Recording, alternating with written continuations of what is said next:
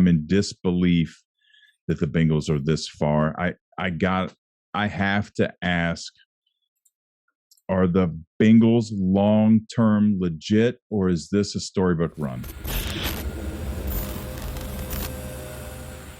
I honestly, I think they are legit. They have Joey Burrow, and he's proven to the world just how good he really is.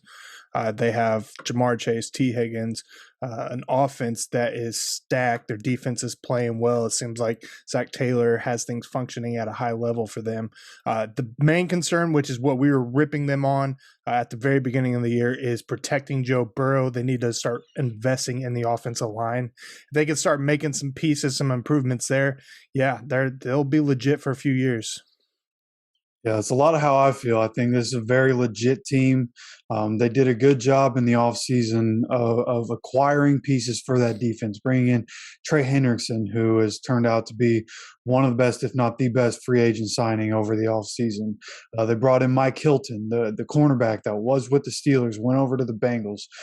He's been amazing for them working out of the slot this year, one of the best slot corners in the league, one of the best overall corners in the NFL. So it's between the guys that they've drafted over the last couple of years for the offense, guys that they brought in through free agency on the defense. I mean, this team is very for real, but like Zach said, that offensive line is the one thing you worry about with this team. We saw it against the Titans. They did a good job of protecting Burrow against the Chiefs. I believe he only took one sack against the Chiefs, which was pretty impressive, but you could see throughout the game they were keeping Drew Sample, CJ Uzmanzada and Drew Sample in to block. They were keeping Joe Mixon in to block and to help that offensive line out. So I would expect that to happen going forward. Well, if there's one thing for sure, I know there are people that pick the Bengals. All right. I know there are people that wanted the Bengals to win, particularly Bengals fans, people that like the underdog, people that dislike the Chiefs. But I honestly don't believe there was anybody that really believed they could win outside of that Bengals locker room. This was a major upset. Mahomes is a $500 million man. This is the juggernaut. This is the team that everybody expects to win. I know we saw some flaws, but I just want to give the Bengals their due of how huge of an upset this was. First to knock off Tennessee and then to knock off Kansas City. Even if you want to downplay, if we want to talk about the Chiefs' flaws, that's fine, and that the Bengals could exploit them. But to go 1-2 through the number one seed and arguably one of the best teams in the last 5 years, it was a hell of an accomplishment for any team. And I damn sure didn't see the Bengals being able to pull off a 1-2 punch like that. But here they are. Yeah, and I don't know if it, I understand what you're saying. I didn't see it as that big of an upset. That's why I picked the Bengals to win. I really thought they could win. They did beat the Chiefs just a few weeks ago, and I thought they could do it again because when you look at the Chiefs and how explosive their offense is, they have all the pieces, right? But you look at the Bengals, and they have a bunch of pieces, if not more. You talk about a stud running back, 3 Pro Bowl, all pro type wide receivers, and then Joey B. So this is the one team that I thought could really give Kansas City a run for their money from the offensive side. And then the defense ended up stepping up for them huge in that. I don't know if you saw Patrick Mahomes' passer rating in the first half was 149.9. His passer rating in the second half and overtime was 0. No, I didn't see the second half rating. I was expecting something low, but I wasn't expecting you to pop off with 0. I didn't see that. And you brought up a great point about that game. It was definitely 2 different games. The halves were 2 completely different games altogether. And the defense 2 weeks in a row has come up big, making plays that certainly helped shore up the win. Can they beat LA? I think so.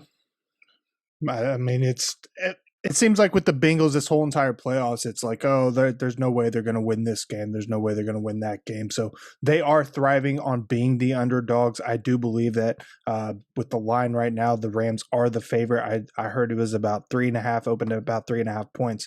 So, but they're thriving as the underdog. I think they're more than capable of beating the Rams.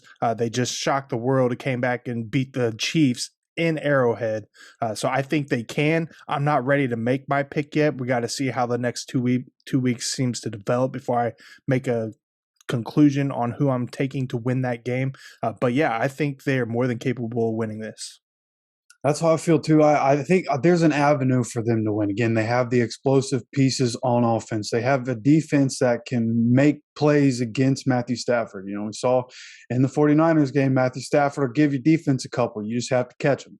Right? Like the 49ers would probably be in the Super Bowl if Jaquiski Tartt catches that interception. So I think the Bengals can win. But like we were talking about with the offensive line, this game is going to come down to whether they can protect Burrow. And they've showed at times they can when they help out the offensive line, but they're also going to need pieces down the field. C.J. Uzmanzada has a sprained MCL instead of a torn ACL or whatever it looked like at the time.